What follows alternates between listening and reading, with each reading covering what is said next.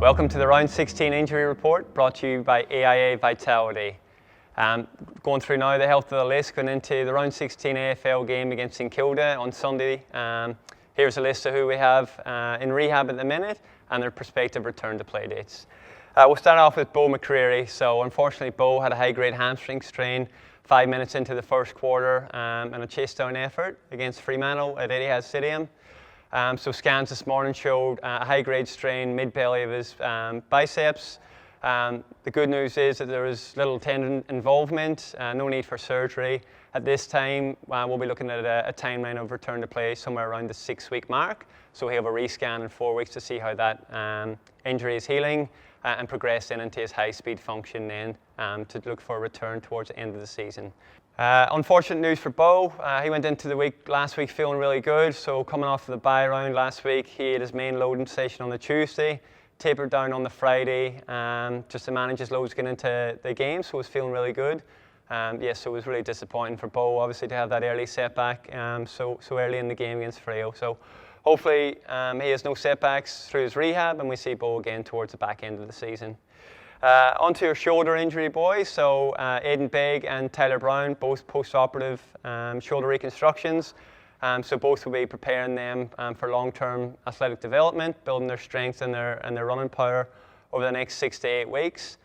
So again, they're still at the initial phases of their recovery, building up strength in the gym. Aidan's going through some low-level running, and he'll build back into the football program within the next 4 weeks. So as I say, it's more long-term development for those two boys. Reef McGuinness, so Reef's going really well, coming off that ankle syndesmosis injury.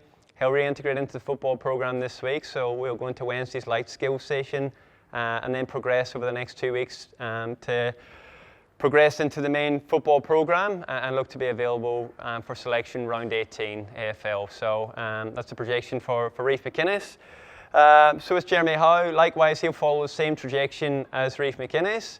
The one thing then that will determine how his return to play will be the strength levels and strength measurements that he has in that hamstring, which will be assessed over the next 2 to 3 weeks. So Howe will go into some light skills this week, start to transition in along with the main group over the next 2 to 3 weeks, and I say off the back of some strength assessments and functional assessments then, and we'll determine how he's fit then towards the back end of the season. Darcy Moore, obviously with that PCL high-grade injury that he suffered in the dying moments of that clash up in Sydney against Melbourne, has gone through the conservative route. So he's in a brace now.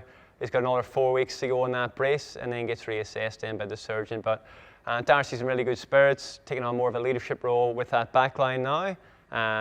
So for Darcy, it's obviously a season out for him and just trying to get that knee as good as we possibly can and best place for a strong pre-season for next year. And Ash Johnson, so one of the new recruits that we got in the mid-year draft. Unfortunately for Ash, got his finger caught in a handball drill, got caught in a jumper last week and sustained a small fracture in his finger. Ash at the minute now will be looking at 3 weeks out of action. So again, he'll be similar to Reef McGuinness and looking at that AFL round 18 for his return to play. So he'll have a repeat scan this week, build up his grip strength, build into some intro tackling and grappling in about a week's time, and then build back into full training and full contact and clear to play, as I say, for AFL round 18. So that's all the injury report for now. I think there's 7 on the list at the minute. Hopefully now we've got some good luck towards the back end of the year. Disappointing to lose Bo, who was going so well in his first year at the club, but hopefully we get to see him again before we finish the 2021 season. The boys had some positive highlights in the performance and in the review this morning. So we look forward to hopefully building on that momentum in the fourth quarter and playing exciting brand of footy this week against St Kilda. So we'll see you on Sunday at the G against St Kilda, and hopefully we can get back-to-back wins between AFL and VFL Pies. Go Pies!